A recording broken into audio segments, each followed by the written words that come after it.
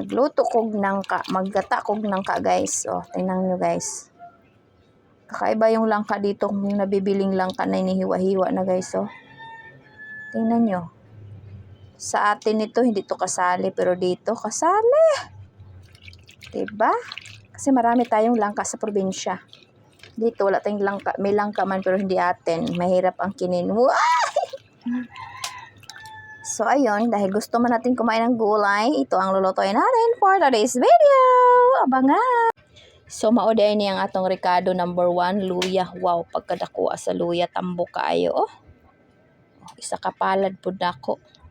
Muna atong Ricardo guys, tsaka ito. Sibuyas, Bombay.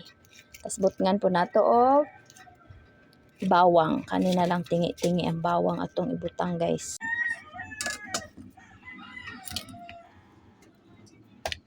Naghiwa data og lamas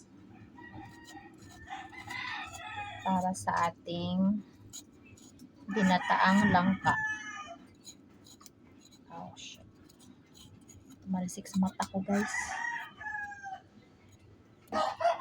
Wapa kayo nabili ni yung luya natin ay ating gulay. Kailangan nating pukpukin para manuot talaga ang langka.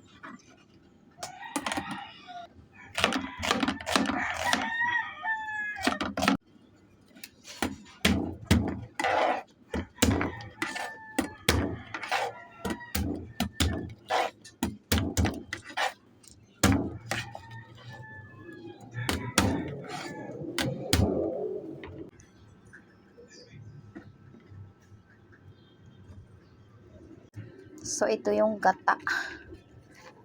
Binili ni Raya na gata. Tamad talaga. Yung ating ginataang langka. Luto na guys. Kakain na tayo. Bango! Ulam na! So, ayun guys. Kaya naluto naman ang atong ginataang langka. Kaon na ta. Sa paydugayan, mamahutan nyo guys. Yan ako ko'y pang appetizer dari siya gulay preto. Thank you Lord. Sa grasya Lord. Salamat Lord. Namigay ng kalor. Akong bana ning palit man dito sa palengke ganina sa bikutan. Sayo kay siya. Luto. Luto yung katapok. Namias ng ko eh. Ang humati nga guys nga nganong puti niya akong langka kay dili ni bagong harvest gay kanis palengke nababad na siguro ni skuan ba pero ako na ning gihugasag pila ka hugas pod nga 4 ka hugas tulo na gisahugan dahil nako ni guys og gagmay nga buwad dilis ba gagmay nga dilis ano sarap. Lami kayo. Pamahaw ni guys. Daanan yung panihapon yung sudana. Pero na isda diri ah. Paano na ko lutuaw niya na lutuon og kuan. Daghan sudan.